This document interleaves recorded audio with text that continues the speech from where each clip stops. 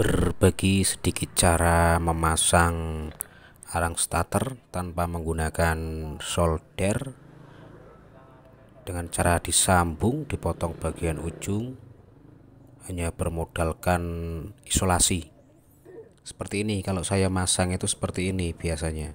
Jadi tidak perlu pakai solder atau melepas baut pengaitnya itu. Kalau melepas baut biasanya kan rawan putus.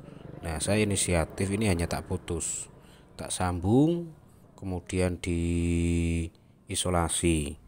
Ini insya Allah hasilnya bagus sampai arangnya itu habis. Kalau biasanya kan tak lepas itu biasanya rawan di bagian bautnya itu bisa patah gitu loh. Kalau patah kita kan malahan tidak dapat uang, kita kerja malah lama. Kalau seperti ini sih hasilnya maksimal tanpa resiko. Biasanya kan baut pengaitnya itu kan putus. Nah, ini sangat-sangat bagus sekali.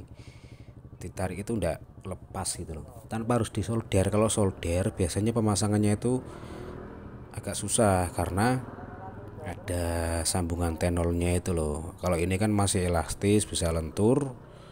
Ini kan sistemnya hanya diam, enggak gerak gitu loh.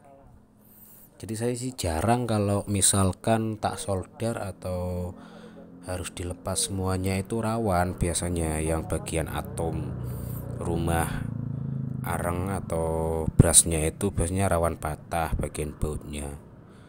Apalagi biasanya yang sudah keras itu dilepas tidak bisa. Kalau saya seringnya seperti ini, sering sudah bertahun-tahun, 5 tahun lebih lah seperti ini. Alhamdulillah tidak ada kendala, tidak ada komplain dari konsumen. Kerja pun ringkas, cepat, tetapi hasilnya tidak mengecewakan konsumen gitu loh. Jadi buat kawan-kawan yang masih bingung, pemula khususnya, penggantian arang starter itu tidak usah harus dilepas, diganti, cukup dipotong gunting, kemudian ujungnya kabel yang kuning itu di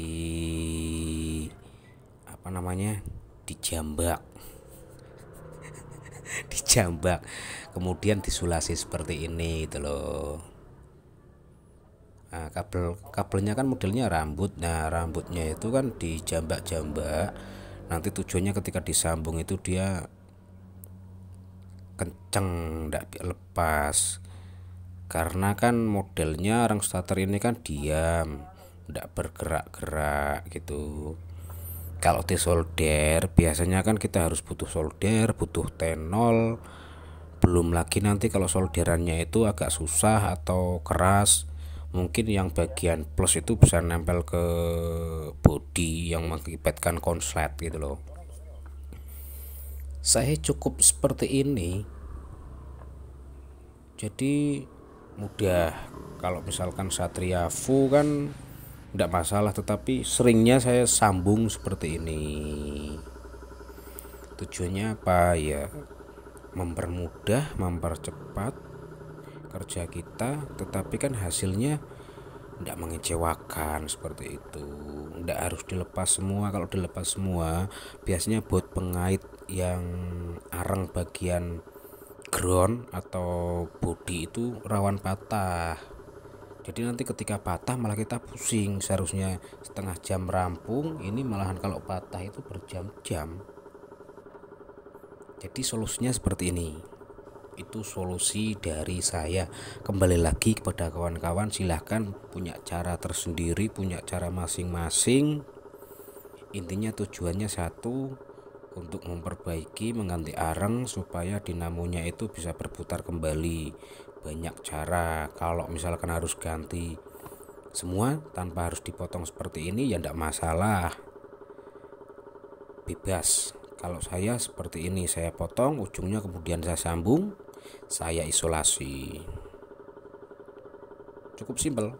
Untuk pemasangannya kalau masih bingung ya pakai jepitan baju yang biasa untuk jemur baju, kan ada jepitan, dijepit. Kalau yang terbiasa pakai gunting tidak masalah. Pakai kawat di ditekuk bisa, atau pakai tang jepit bisa semua caranya, tergantung kreativitas dan imajinasi masing-masing mekanik. Kalau saya seperti ini, saya tahan pakai tangan, kemudian gunting, ambil salah satu ujungnya, kemudian pasang, sudah selesai.